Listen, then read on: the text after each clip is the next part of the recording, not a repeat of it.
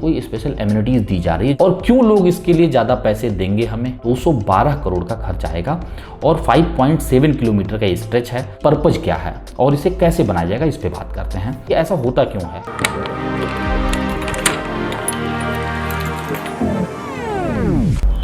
नमस्कार साथियों, स्वागत है आप सभी का सौदागर के आज के इस नए वीडियो में।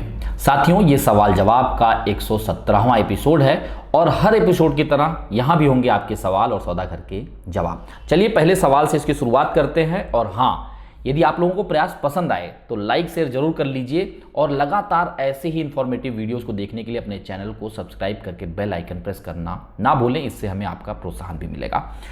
रिड्ज पवार जी हैं, इन्होंने लिखा है, hi sir, what are the pros and cons of having a flat on a refuge floor. देखिए पवार जी, बड़ा अच्छा सवाल है आपका और हर बार जो है जब भी लोग घर खरीदने जाते हैं तो इस चीज़ को लेके काफ़ी दुविधा में रहते हैं कि यार रिफ्यूज फ्लोर है, नहीं हमें प्रॉपर्टी यहाँ पे नहीं चाहिए, दिक्कतें होंगी। कई लोगों को ये होता है कि चलो ठीक है रिफ्यूज फ्लोर पे ले ही लेते हैं, कहीं नहीं मिल रहा है तो रिफ्यूज फ्लोर पे ले लेते हैं। अमूमन देखने में ऐसा आया है कि, और अभी तो शायद ये मिथ थोड़ा टूटता जा रहा है, पहले देखने में ऐसा आता था कि बिल्डर के लगभग सारे फ्लोर जो है बिक जाते थे, पर रिफ्यूज फ्लोर पे जो है वैकेंट फ्लैट लोगों को मिल जाता था और फिर लोगों के मन में ये दुविधा चालू हो जाती थी कि इस वाले फ्लोर पे फ्लैट लें या ना लें। देखिए आपके सामने तथ्यात्मक रूप में कुछ चीज़ों को रखते हैं जिससे फिर आप जो है इसे देख के सुन के आप डिसीजन ले सकें कि आपको इसमें जो है जाना चाहिए या नहीं। इसके पहले नुकसान के बारे में बात कर लेते हैं।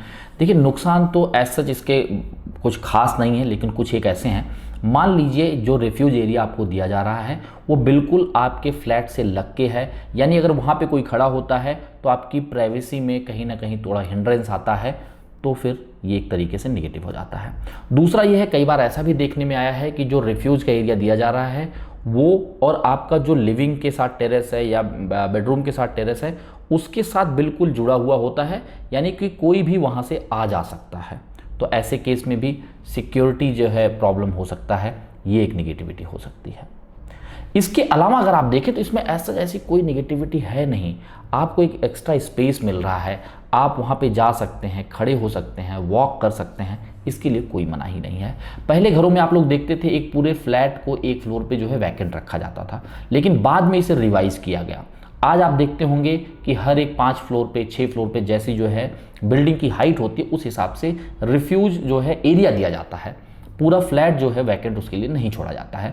इसके पीछे कंसेप्ट ये है कि जब लोगों को इवैक्यूएट करना हो, कोई ऐसी इमरजेंसी सिचुएशन आती है तो क्रेन से जो है वहाँ से आसानी से जो है लोगों को इवैक्यूएट किया जा सके, क्योंकि जो अब स्पेस आपको दिए जाते हैं, देखिए जो आपका पूरा बिल्डिंग का एलिवेशन उससे थोड़ा सा वो एलिवेटेड होता है, आगे की तरफ निकला हुआ होता है, जिससे कि लोगों को जो है वहाँ से निकाला जा सके।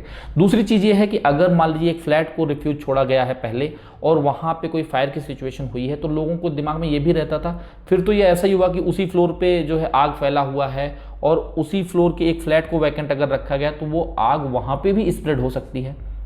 और उस जो है फ्लैट में कई बार देखिए आप जो है लोहे का गेट ऐसा कुछ लगा नहीं रहता था और चारों तरफ से पैक होने की वजह से वहाँ पे सफोकेशन भी हो सकता है। अगर ज़्यादा धुआं है तो लोग सफोकेट होकर भी जो है मर सकते हैं। तो इन्हीं सब चीज़ों को ध्यान में रखते हुए अब इसे ओपन बनाया गया है, बिल्डिंग के एलिवेशन से थोड़ा एलिवेटेड बनाया गया है जिससे लोगों को इवैक्यूएट किया जा सके और लोग वहाँ पे अगर खड़े हों तो वो सफोकेट ना हो, क्योंकि ओपन होगा तो वहाँ पे विंड का थोड़ा बहुत फ्लो होगा, धुआं वहाँ इकट्ठा नहीं होगा, तो लोग आसानी से वहाँ खड़े हो पाएंगे और वहाँ को लोगों को निकाला भी जा सकता है, रेस्क्यू भी किया जा सकता है। ये हो गई चीज़ें। अच्छा, मान लीजिए कभी ऐसी इमरजेंसी सिचुएशन आती भी है तो अगर आपका उस फ्लोर पे घर है तो आपके लिए आसानी, आप जल्दी उस जगह पे रीच कर पाएंगे, पहुँच पाएंगे। यानी कि अगर आपको प्राइवेसी में कहीं दिक्कत लग रही है, सिक्योरिटी में कोई दिक्कत लग रही है, जो मैंने शुरू के 2 पॉइंट्स बताएं, तो फिर आपको इसके लिए आगे नहीं बढ़ना चाहिए। लेकिन अगर इसके अलावा जो है कोई इश्यूज़ आपको नहीं लग रहे हैं तो फिर कोई दिक्कत नहीं, आप इस पर आगे बढ़ सकते हैं। पहले ऐसे भी देखने में आया है कि कई बार फ्लैट के टेरेस को जो है कट करके जो है और थोड़े और स्पेस को मिला के रिफ्यूज एरिया बना दिया गया है। ऐसा भी देखने में आया है कि फ्लैट के साइज को थोड़ा कम करके, यानी कि एक बेडरूम कम कर दिया गया है या उसके साइज को कम करके रिफ्यूज एरिया एक्स्ट्रा निकाल दिया गया है। जब आप लोग रीसेल खरीदने जाएंगे तो ऐसी चीज़ें आपको देखने को मिलेंगी। जो नए प्रॉपर्टीज़ आ रहे हैं उसमें चीज़ें क्लियर हो चुकी हैं, यानी कि अब कुछ ऐसा घटा बढ़ा हुआ कुछ नहीं रहता है, डायरेक्ट उसे एलिवेटेड एक अलग से पूरे फ्लोर पे एक स्पेस दे दिया जाता है। तो जो वहाँ पे अगर मान लीजिए टेरेस कट रहा है, आपके रूम का कुछ स्पेस कम हो रहा है और आपको लगता है नहीं यार इससे मैनेज नहीं हो सकता, छोटा हो जा रहा है, मुझे तो टेरेस चाहिए ही चाहिए, या मुझे 2 टेरेस चाहिए जो कि यहाँ नहीं हो, तो फिर आप उसे जो है छोड़ सकते हैं। लेकिन अगर इसके अलावा कोई रीज़न नहीं है तो फिर मुझे लगता है कोई दिक्कत नहीं है, आप रिफ्यूजिबल पर ले सकते हैं, आगे बढ़ सकते हैं। कहीं ना कहीं वहाँ पे आपके काम के लिए ही एक तरीके से आप यूज कर पाएंगे। ऐसे कोई स्टफ़ तो आप नहीं रख सकते, पर वहाँ पे आ जा सकते हैं, छोटे मोटे प्लांटर्स भी वहाँ पे आप रख सकते हैं। आगे चलते हैं, SMG हैं, इन्होंने लिखा है, इन्होंने एक्चुअली 2 सवाल पूछे हैं। पहले सवाल का जवाब यहाँ पे पहले ले लेते हैं। Thank you for the effort you and your team are putting in to get this information to us. Thank you so much, आप लोगों का प्रोत्साहन है और इसीलिए हम लोग जो है चीज़ों को कर पाते हैं। आगे आपने लिखा है, इस township level maintenance mandatory as builder said it's not mandatory while booking flat but it's mentioned in the agreement and township level amenities will be completed in 2027। अगला सवाल भी आपने एक लिखा है, उसे बाद में लेते हैं, पहले इसका जवाब दे देते हैं। देखिए, अगर बिल्डर आपसे कोई चीज़ कम्युनिकेट कर रहा है या फिर बिल्डर का कोई रिप्रेजेंटेटिव यानी कि प्रमोटर का कोई रिप्रेजेंटेटिव आपसे कोई चीज़ कम्युनिकेट कर रहा है और अगर आपके अलॉटमेंट लेटर या फिर आपके प्रोफार्मा एग्रीमेंट टू सेल जो आपको पढ़ने के लिए दिया जाता है, अगर उसमें उससे अलग कोई चीज़ लिखी हुई है तो जो एग्रीमेंट या अलॉटमेंट लेटर के दौरान जो चीज़ें लिखी गई हैं उस पर आपको जो है ज़्यादा भरोसा करना चाहिए, क्योंकि वही चीज़ जो है आप म्यूचुअली एग्रीड होकर एग्रीमेंट कर रहे हैं। तो इन बातों का ध्यान रखें। कुछ चीज़ें मान लीजिए इसके अलावा भी कुछ चीज़ें आप लोगों को लगती है नहीं ये नहीं होना चाहिए, तो आप वो डिस्कस करके कोशिश करिए कि वो हटाएं। और अगर लगता है कि वो बहुत वैलिड पॉइंट है और डेवलपर नहीं हटाने के लिए तैयार या उस पर थोड़ा भी झुकने के लिए तैयार नहीं है, अमेंड करने के लिए तैयार नहीं है, तो फिर आप उस प्रॉपर्टी को छोड़ देने में ही आपकी भलाई है, क्योंकि अगर आप उसे लेके रखेंगे बाद में वो समस्याएं आ सकती हैं। बहरहाल, जहाँ तक ये मेंटेनेंस की बात कर रहे हैं इस पर आ जाते हैं। अगर वो मेंशन किया गया एग्रीमेंट में तो जाहिर सी बात है कुछ ना कुछ फंड जो है आपसे जो पूरे एक तरीके से टाउनशिप का मेंटेनेंस है उसमें से जरूर लिया जाएगा। देखिए, इसके पीछे रीजन की तरफ हम बढ़ते हैं। मान लीजिए कोई स्पेशल एमिनिटीज़ दी जा रही है जो कि आपका जो टाउनशिप के अंदर सेगमेंट्स होते हैं A B C D इस तरीके के मान लीजिए सेक्शन बना, मैं बिल्डिंग की बात नहीं कर रहा हूँ, जो मान लीजिए कोई 100 एकड़ का प्रोजेक्ट है जिसे हम टाउनशिप कह रहे हैं, उसमें अलग अलग सेक्टर्स बनाए जाएंगे। एक सेक्टर मान लीजिए A है, B है, C है, D है, इस तरीके से उसका कोई भी नाम हो सकता है, टाउनशिप में आप लोग देखते ही होंगे। तो अब उस मान लीजिए आपके सेक्शन में स्विमिंग पूल वगैरह सब कुछ दिया गया है, पर उसके अलावा जो है पूरा फुल साइज जो है फुटबॉल ग्राउंड दिया गया है, वो एमिनिटीज़ लेवल जो है आपके पूरे टाउनशिप के लिए बनाया गया है, जिसमें लोग अपना एक्स्ट्रा पैसा देके और फिर वहाँ पे जाके उन चीज़ों को यूज कर सकते हैं। ये तो हो गया। अब मान लीजिए जो इंटरनल रोड है, जो उसके रख रखाव में खर्चे आएंगे उसका क्या होगा, क्योंकि जो लोग मेंबरशिप लेंगे ये तो अभी डेफिनेट नहीं होता है, डेवलपर को पता भी नहीं कि कितने लोग मेंबरशिप लेंगे, क्या उससे उसकी पूरी कॉस्ट निकल पाएगी, क्लीनिंग, फिर उसमें जितने भी स्टाफ वहाँ पे होंगे, लाइटिंग होगा और भी तमाम जो है मेंटेनेंस के जो भी खर्चे आएंगे अगर कुछ उसमें टूटता फूटता है, तो उसके लिए मुझे ऐसा लगता है कि कहीं ना कहीं डेवलपर उसके लिए कुछ ना कुछ फंड तो साइड में रखेगा कि चलिए एक सिंकिंग फंड के हिसाब से, या थोड़ा सा मान लीजिए वहाँ पे 10 रुपये लगने वाला है तो 2 रुपये स्क्वायर फीट के हिसाब से या कुछ ऐसा करके अलग से लेते रहते हैं, जिससे ये चीज़ें जो है हैंडओवर होने के बाद भी मेंटेन रहें। अब जो इंटरनल रोड है उसकी भी साफ सफाई रख रखाव जब तक कि वो वहाँ की रिस्पेक्टिव बॉडी, चाहे वो कॉर्पोरेशन हो, PMC, PCMC या फिर PMRDA, जब तक वो पूरा टेक ओवर नहीं कर लेते हैं तब तक डेवलपर का ही एक्सपेंस उस पर लगने वाला है। क्लीनिंग में कुछ पॉट होल्स आते हैं या फिर ड्रेनेज जो है पूरी तरीके से चोक हो जाता है, तो इन सब चीज़ों में जो खर्चे आएंगे उसे डेवलपर को खर्च करना होगा आफ्टर द पोजीशन। तो कहीं ना कहीं उसका पैसा या तो अलग से उस फंड के नाम पे लेगा जो कि टाउनशिप लेवल की एमिनिटीज़ होंगी, या फिर आपकी ही मेंटेनेंस में थोड़ा बढ़ा के वो ले लेगा। और जब आप लोगों को एक तरीके से सोसाइटी फॉर्म करके, कोऑपरेटिव हाउसिंग सोसाइटी फॉर्म करके दे देंगे, फिर आप लोग मैनेज करेंगे कि आपको कैसा करना है। जहाँ पे भी आपका सेगमेंट होगा उसके आगे क्लीनिंग तो आपको करना ही होगा, जो रख रखाव है, प्लांटर्स हैं, दुनिया भर की चीज़ें हैं, प्लांट बड़े लगे हैं, उनका तो देख रेख करना है, तो वो खर्चा कहीं ना कहीं आपकी सोसाइटी में ऐड हो जाएगा। और जब एक तरीके से पूरी तरीके से कॉर्पोरेशन के या रेस्पेक्टिव बॉडी को ट्रांसफर हो जाएगा फिर कोई समस्या नहीं आएगी। तो इन बातों का ध्यान रखें। आगे चलते हैं, आपने दूसरी चीज लिखी है, is stack parking comes under covered car parking because some of the builder giving stack parking during possession due to shortage but in agreement it's mention covered car parking. देखिए, बड़ा अच्छा सवाल है आपका और बहुत से लोगों के मन में दुविधा रहती है। देखिए, एक चीज़ समझिए, ऐसा होता क्यों है? ऐसा इसलिए होता है कि जब डेवलपर कंस्ट्रक्शन स्टार्ट करता है तो उसके पास एक XFSI होती है, यानी कि फ्लोर एरिया रेशियो जिसे फार कहते हैं। FSI के केस में आपका जो है फ्लोर स्पेस इंडेक्स के नाम से जाना जाता है। तो अब उसमें मान लीजिए जब उन्होंने कंस्ट्रक्शन करना शुरू किया, जब उन्होंने सैंक्शनिंग ली, तब वहाँ की FSI कुछ थी, और जब वो 1 साल बीतता है, 6 महीने बीतता है, तो वहाँ की FSI इंक्रीज हो जाती है। मान लीजिए सामने कुछ वाइड रोड आ जाता है, मेट्रो आ जाता है, कोई भी चीज़, कोई ऐसी एक्टिविटी होती है, FSI इंक्रीज हो रहा है। या फिर डेवलपर जो है कहीं से जो है TDR ले रहा है, या फिर मान लीजिए वहाँ पे प्रीमियम FSI और लोड कर रहे हैं, कुछ ऐसे चेंजेज आ गए, या समय समय पे गवर्नमेंट भी FSI इंक्रीज करती रहती है। किसी भी कारण से अगर उनको एक्स्ट्रा बिल्ड करने का मौका मिलता है तो डेवलपर उसे छोड़ेगा नहीं। तो जो वो 18 फ्लोर की बिल्डिंग होगी, हो सकता है उसे 20 माले की बना दें, 22 माले की बना दें। और कई बार ऐसा भी देखने में आया है कि जो पार्किंग का स्पेस है उसके लिए वहाँ पे कॉमर्शियल दे दिया जाता है, क्योंकि अब तो स्ट्रक्चर बन चुका है। अब नीचे जो है शॉप्स अगर मान लीजिए निकालने हैं कॉमर्शियल स्पेस, तो उसके लिए वो पूरे स्ट्रक्चर में चेंज तो कर नहीं सकते, क्योंकि फाउंडेशन का काम हो गया, पार्किंग का काम हो गया। तो जो पार्किंग का स्पेस है उसे जो है कॉमर्शियल शॉप के रूप में जो है बना दिया जाता है। अब वहाँ पे अगर शॉप बनाया जा रहा है तो पार्किंग कम हो जाएगी, प्लस उसमें एक्स्ट्रा फ्लोर्स ऐड किए जा रहे हैं तो भी पार्किंग कम हो जाएगी। अब ऐसी स्थिति में क्या करेगा डेवलपर? तो वो क्या है, फ्लोर की हाइट थोड़ी सी अपेक्षाकृत ज़्यादा लेके रखते हैं कि कहीं कुछ फ्यूचर में होता है तो हम कुछ ना कुछ उसमें अप्लाई करने के काबिल रहें, जैसे स्टैक पार्किंग का नाम हो गया। या फिर अगर उसको ये भी दिमाग में रहता, मान लीजिए कल को हमें सैंक्शनिंग मिल जाती है तो हम यहाँ शॉप भी बना देंगे, तो शॉप की हाइट जाहिर सी बात आप देखते हैं बीच में मेज़ेनिन होता है जिसे लॉफ्ट भी कहा जाता है, तो उसकी हाइट 15 फीट या 17 फीट होती है। तो इस वजह से वो हाइट लेके रखते हैं पहले से। तो जो स्पेस शॉप में चला गया, पर मान लीजिए बेसमेंट में है या उस शॉप के ऊपर भी पार्किंग का स्पेस है तो उसकी हाइट ज़्यादा है, उसने डेवलपर ने पहले से ही लिया है, तो वहाँ पे वो डबल लेवल का स्टैक पजल पार्किंग यानी कि मैकेनाइज पार्किंग को जो है लगा देते हैं। अब जो आपका सवाल है क्या वो कवर्ड पार्किंग के अंतर्गत आता है?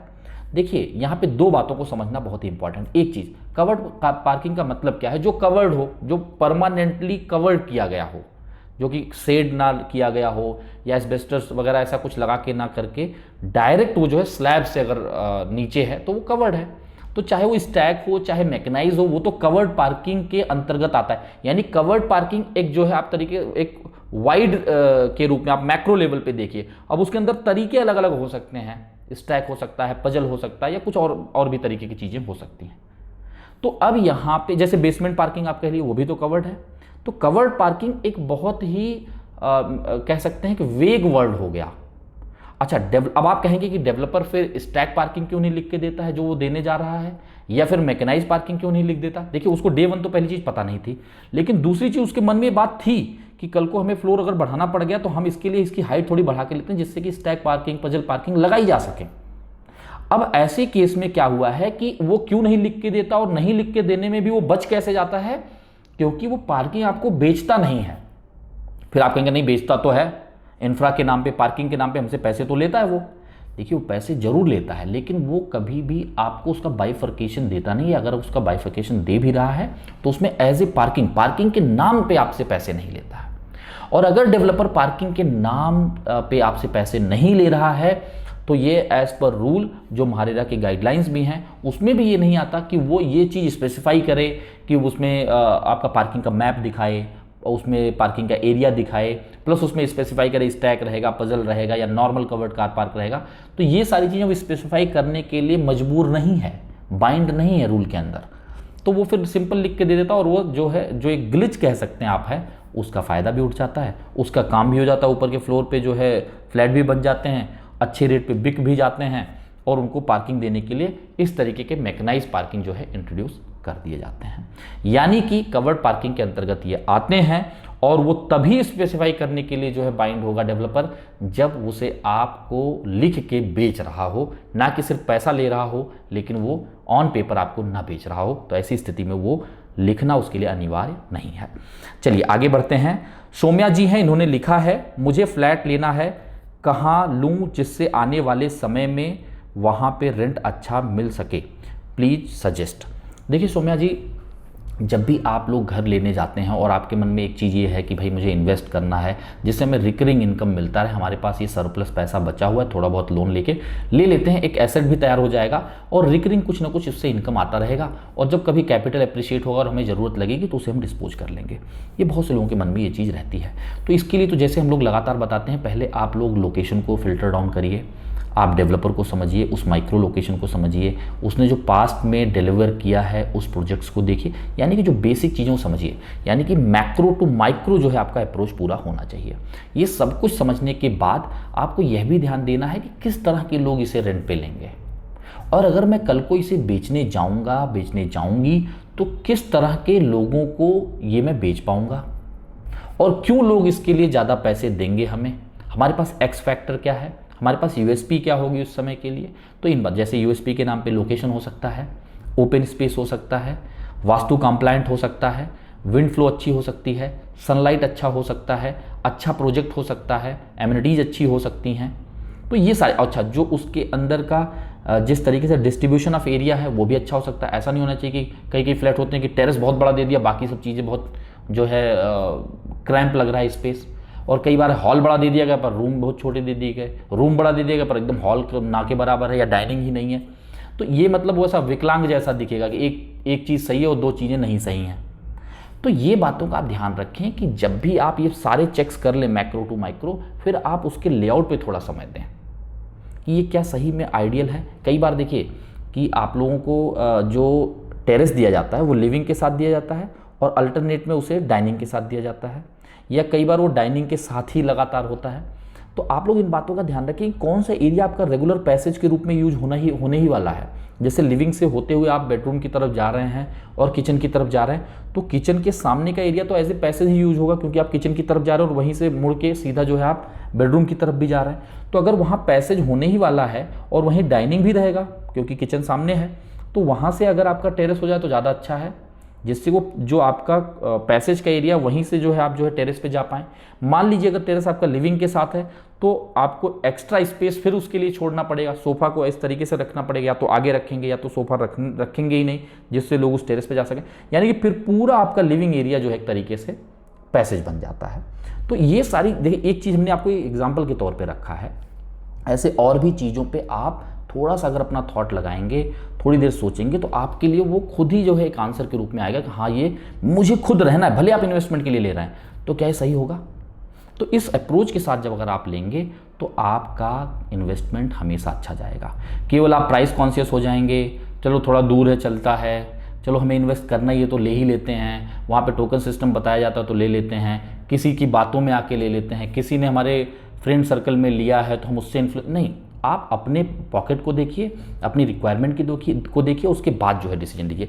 कहीं आपको कोई दुविधा आ रहा है, कहीं पे आपको लगता है नहीं हमें इसमें और भी चीज़ों को समझना चाहिए, तो आप उस समस्या को सॉल्व करने के लिए हमें जो हमने लिंक दिया है आपको डिस्क्रिप्शन में, जो कि क्वेरी कंसर्न फॉर्म के नाम से लिंक है, उस पर अपनी समस्या भेज दीजिए। कोशिश रहेगी आपको इन पर्सन कंसल्टेशन दे देंगे, या कोई जनरल टॉपिक है तो आप हमें कमेंट में भी लिख के बता सकते हैं कि उसे हम सवाल जवाब या फिर उस पर एक पूरा वीडियो बना के आप लोगों के सामने ले आएँ। चलिए अगले सवाल की तरफ बढ़ते हैं। इनके चैनल का नाम है और इससे इन्होंने पूछा है, hi Saudagar team, can you please make video on newly approved Wagholi Lohegaon circular road connecting PCMC। देखिए जो ये न्यूज़ आई है लगभग इसे 1 हफ्ते होने जा रहे हैं, और जो यहाँ पे एक तरीके से एस्टीमेट कमेटी है जो एस्टीमेट बनाती है कि कितना बजट जो है लगने वाला है किसी एक प्रोजेक्ट में, खासकर कॉरपोरेशन में PCMC में, उन्होंने जो है इसे अप्रूव किया है कि लगभग 212 करोड़ का खर्च आएगा और 5.7 किलोमीटर का स्ट्रेच है, लगभग 6 किलोमीटर का। और इसके पीछे पर्पज़ क्या है और इसे कैसे बनाया जाएगा इस पर बात करते हैं। ये एक्चुअली बनाया जाना है नगर रोड से PCMC के हद तक, जो आपका चरोली है, जहाँ पे आपने एक स्पाइन रोड के नाम से सुना होगा। तो अभी ये जो है खबर ऐसी आ रही है कि उसी स्पाइन रोड में इसे कनेक्ट कर दिया जाए, जिससे जो आपका ट्रैफिक प्रॉब्लम है, जब आप निकलते हैं खराड़ी से आगे जब आप जाते हैं नगर रोड पे टुवर्ड्स द सिटी, तो आपका पड़ता है विमान नगर, वडगांव सेरी, फिर आपका रामवाड़ी, फिर कल्याणी नगर, और जैसे एरवड़ा तक आप जा रहे हैं तो यहाँ पे ट्रैफिक बहुत ज़्यादा हो जाती है, खासकर जो हैवी व्हीकल्स हैं जो वहाँ से होके फिर PCMC या आगे की तरफ निकल रहे हैं। तो प्लान ये है कि एक तरीके से बाईपास का काम करे, और जिन्हें PCMC के लोकेशन में निकलना है, जिन्हें लोगांव के लिए निकलना है, तो वो लोग उसी रोड को लेके आगे निकल जाएं। तो ये एक प्लान है। और ऐसा भी मुझे लगता है कहीं ना कहीं जो है धीरे धीरे जब रिंग रोड के लिए स्पेस नहीं मिल पा रहा है, जब रिंग रोड जो है पूरी तरीके से एग्जीक्यूट ही नहीं हो पा रहा है ऑन ग्राउंड, तो शायद इसी को कल को जो है रिंग रोड के रूप में यूज हो जाए कि यहाँ से बाईपास का काम कर रहा है और फिर इसे आगे जो है कनेक्ट करते इसी तरीके से चले जाएं स्पाइन रोड के थ्रू आगे, क्योंकि इसका भी जो विड्थ है वो 65 मीटर जो है बताया जा रहा है कि 65 मीटर रहेगा। अब बात करें इसका कंस्ट्रक्शन कैसे होगा, तो ये PPP मॉडल पे इसका कंस्ट्रक्शन जो है इंट्रोड्यूस किया गया है, यानी पब्लिक प्राइवेट पार्टनरशिप। वही बात है, पहले आप खर्चा करेंगे और उसके बाद जो है उसका क्रेडिट नोट जो है कॉरपोरेशन इशू करेगी डेवलपर को या फिर जो भी कंस्ट्रक्शन फर्म है, और फिर उस क्रेडिट नोट को जो डेवलपर बना रहा है, जो उसे कंस्ट्रक्शन फर्म बना रही है, वो जो ड्यूटीज़ पे करते हैं कॉरपोरेशन को, उसको यूज कर सकते हैं या फिर उस क्रेडिट नोट को किसी और को बेच भी सकते हैं। तो इस मॉडल पे यानी PPP मॉडल पे इसे बनाया जाएगा। जैसे आज के समय पे कॉरपोरेशन अपने खर्चों को कम करने के लिए डायरेक्ट हमारे पॉकेट से पैसा ना लगे, उसके लिए जो है ये क्रेडिट नोट का जो है PPP मीडियम जो है इंट्रोड्यूस किया गया है, और इसी के चलते जो है काफ़ी डेवलपमेंट पूरे पुणे सिटी में किए जा रहे हैं। आगे चलते हैं, और ये है अनिरुद्ध शंकर जी का सवाल। इन्होंने लिखा है, I have purchased an a plot with agreement to sell deed not provided with developer but 7/12 is still not under my name, project is RERA registered, in future how can I sell my plot without 7/12, please give clarification। देखिए अनिरुद्ध जी, बड़ा अच्छा सवाल है और ये काफ़ी लोगों के लिए जो है मददगार साबित हो सकता है। अब आप इसमें ये पूछ रहे हैं कि भाई मुझे जो है कहीं ना कहीं एनए प्लॉट खरीदना था, मैंने एनए प्लॉट खरीद लिया है, ये पूरा रेरा रजिस्टर्ड प्रोजेक्ट है, बड़ा प्रोजेक्ट होगा, जाहिर सी बात है, और अब जो है जब आप वहाँ पे देख रहे हैं कि सेल डीड आपका नहीं किया जा रहा है, आपका एग्रीमेंट टू सेल किया, यानी कि बहुत सारे ऐसे पॉइंटर्स होंगे जिस पे आपने अपनी सहमति जताई होगी या जताएंगे, तो उस एग्रीमेंट के थ्रू आप दोनों लोग बाइंड हो जाएंगे, डेवलपर भी, प्रमोटर यानी कि, और आप एज ए बायर। अब आपको यहाँ पे सेल डीड क्यों नहीं किया गया और आपके नाम पे 7/12 क्यों नहीं हो रहा है, इस पे बात कर लेते हैं। आपके नाम पे 7/12 इसलिए नहीं हो रहा होगा क्योंकि उसका जो राइट है पूरा लैंड का, वो कल को जो है कोऑपरेटिव हाउसिंग सोसाइटी को हैंडओवर कर दिया जाएगा, यानी कि आपकी मालिकाना हक जो है उस ज़मीन पे सारे राइट के साथ इंडिविजुअल आपकी नहीं होगी। ऐसा क्यों किया जाता है? कई बार 2-3 केसेस होते हैं। मान लीजिए कोई बड़ा लैंड पार्सल है, उसमें जो है कुछ हिस्सा डेवलपर खुद बना के रो हाउस या बंगलो बना के दे रहा है, कुछ हिस्सों को एज ए प्लॉट बेच रहा है, या फिर मान लीजिए कि उस पूरे एरिया को वो ऐसा कर रहा है कि भाई हम इसे प्लॉट को तो बेच रहे हैं लेकिन इसका राइट इंडिविजुअली ना ट्रांसफ़र करके, यानी 7/12 वगैरह इंडिविजुअली ना करके हम एक पूरे बॉडी बना देंगे जिसे कल को हम पूरा का पूरा ट्रांसफ़र कर देंगे कोऑपरेटिव हाउसिंग सोसाइटी को। फिर वो सारी राइट उनके पास चली जाएगी जब कन्वेंस डीड हो जाएगा। उसके बारे में भी हम लोग जो है पूरा डिटेल टॉपिक लेके आने वाले हैं आपके सामने, जहाँ पे आपको तमाम जानकारियाँ मिलने वाली हैं, क्योंकि आप लोगों की तरफ से तमाम सवाल, तमाम कॉल्स आए हैं जिसमें आप लोग लगातार पूछते रहते हैं। तो अब यहाँ आपको जो है आप समझने की कोशिश करिए, यानी जो पूरी आपकी सोसाइटी होगी वो डिसाइड करेगी कि इसमें आने वाले समय पे किस तरीके से मेंटेन करना है, किस तरीके से नई चीज़ें यहाँ पे डिप्लॉय करनी है।